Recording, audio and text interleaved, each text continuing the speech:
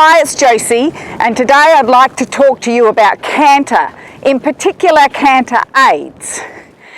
And I'd really like for you to ask yourself this question. Do you know what aid you use to ask your horse to go into canter? And if you can't answer that question with 100% clarity, then how can you expect your horse to know that you want him to canter?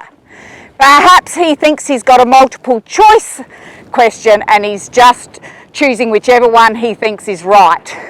Now that's not very fair for you or particularly your horse. So in today's video, I'm going to show you the aids that I use to get my horses to go into canter, the aids I use to ask for canter. And it doesn't matter if I'm riding a green horse that I've just started under saddle, or if I'm riding an older horse that's a little bit more advanced. The aids are exactly the same for all horses.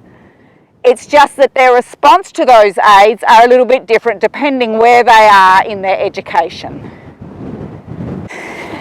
So if you get some value from this video, I would love it if you would give me a thumbs up, and if you haven't, subscribe to the channel.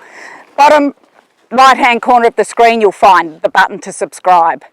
My hope is that by telling you this from the very beginning, how I teach a completely green horse, you will have an understanding on how to teach your horse, and you'll also have the tools to go back if you need to teach another horse. So with a really green horse that I'm starting under saddle in the round yard, the canter aid starts with a kiss, a kissing noise. I don't use a click. The click I use to ask the horse to go forward. The kiss is a specific aid for canter because I want the horse to actually canter. Once the horse understands that the kiss is for canter, I then bring the actual word canter in. I always preface my word canter with the word and, so it becomes and canter. If you watch any of my young horse handling videos or lunging, I'll link one up here, you will see that I use the word and a lot. The and is basically equivalent to the half halt under saddle. It's just an aid to tell the horse, listen, something else is coming, I'm about to ask you to do something. That's literally what a half halt is. If I'm training an older horse or one that I don't think has an understanding of the canter aids, and understanding the canter aid is a foundation that you should put down on your horse, because it flows onto so many things. It allows you to do beautiful transitions, be that a simple trot to canter transition, walk to canter, halt to canter, or even flying changes. Their beauty and perfection comes from teaching your horse the canter aid correctly. So if I'm training an older horse or a horse that I don't think has an understanding of the canter aid, I'll take that horse back and pop it on the lunge, and I will teach it to canter on the lunge to the word canter, like I do with the young horse in the round yard. That's so that I can then come on and we can take it to the saddle. So once the horse understands the correlation between the word canter and the canter transition itself, we take that to the saddle. Once it's in the saddle though, you have to understand how the horse canters, because that has a huge bearing on how and when we ask the horse to canter and to set him up to do a successful transition and do what we ask. And I know that you, like me, want to set your horse up for success. So this might sound a little boring theory, but it actually is quite important. So the horse canters. The first stride of canter starts with the outside hind leg. Then it is the diagonal pair, and then it is the leading front leg. Now if you want to know how you should use your seat when we're cantering, which would definitely help to do transitions, I'll link that video up here. Go and watch that and then come back here. But it's the outside hind leg that starts the canter transition. It pushes the horse up into canter, then it's diagonal pair, then the leading front. And how does that relate? Let me tell you. And I promise I'm going to get to some canter transitions in just a minute, but you do need to understand this. So my aids for canter. What are my aids for canter? I have a few. Canter's actually, asking for canter's actually quite complicated if you do it correctly. So the inside rein, so inside depends on which leg's going to be leading or you want to be leading. Inside rein asks for flexion. Flexion literally happens from the pole of the horse. It's really nothing to do with the neck, but you may want a little bit of neck bend too. So my inside rein will just check like that on the inside bit to see that he's nice and soft and he's not going to brace through the canter. My inside leg sits on the girth, and that is to help with forward motion, and also if you're on a circle to help with bend. So when we have flexion of the inside rein and he's nice and soft there, we have the outside rein as well. Now the outside rein only comes into play if the horse tries to overbend his neck to the inside. But I also use it to give my horse 2 half halts, and that's just a squeeze of the rein like that. So squeeze, squeeze on the outside rein, and I try and time it when my outside hind leg hits the ground so that I can load that hind leg a little more, because he's going to need to do a big push off of that. And when he gives a big push up into canter off of that, if it's a little bit loaded, that makes it a little bit easier for him. So the outside rein is to stop the neck bend, 2 half halts, half halt, then canter. The outside leg is to go back behind the girth, and it only goes back about 10 centimetres, 4 inches, so from there to there. Now I personally don't run my leg along my horse. I use that aid when I want to get them to move their haunches in or out, whichever way I want it.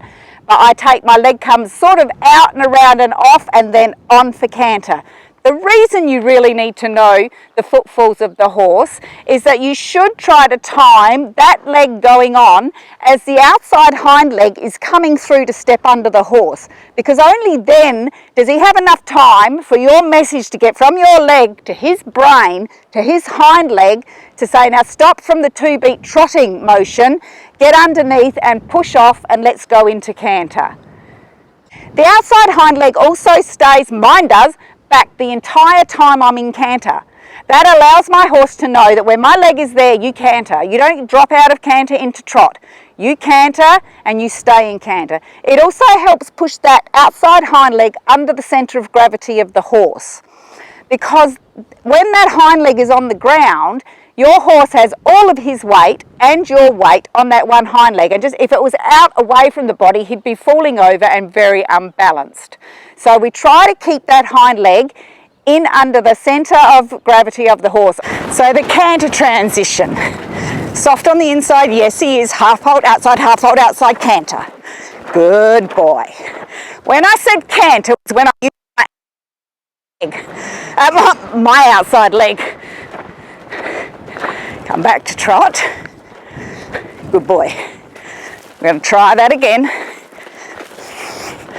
So I can't tell you everything as they happen, because they all happen so quickly that it's a little hard, but I'll tell you half halt canter, and you can just know that I'm checking on the inside rein that is nice and soft to the inside, okay? Do it that way. Steady. Good. Half halt, canter. Good boy. Good boy. Half halt, trot. Good. Try that again. I'll see if I can do my leg where you might be able to see my outside leg. Half halt, boy.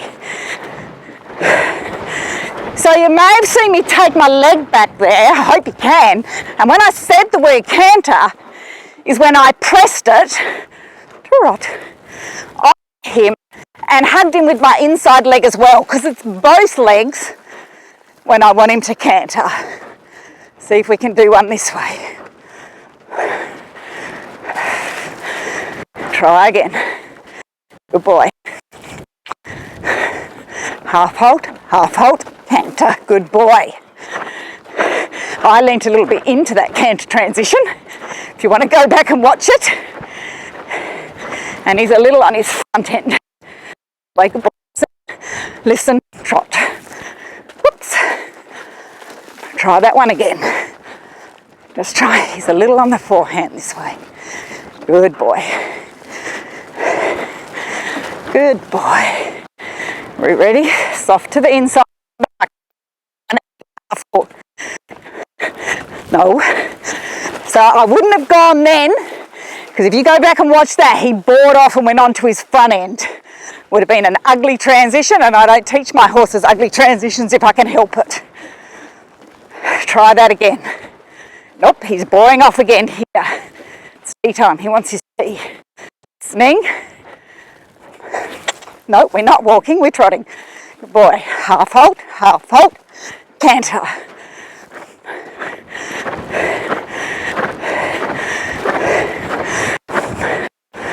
And trot. Soft, he's hard on the inside, now he's soft. Soft, hard on the inside, hard on the inside, soft, soft canter. Yes. So I really hope that helps you. I just want you to know, when they're really green and I ask for canter, I'll set them up and give the aids with the lead I want, but for the first few times I don't care if they canter with the wrong lead. Don't ask for too much at once. As long as they canter, they get patted and told good. So I hope you're enjoying this. I hope it brought you some value. And thanks for watching.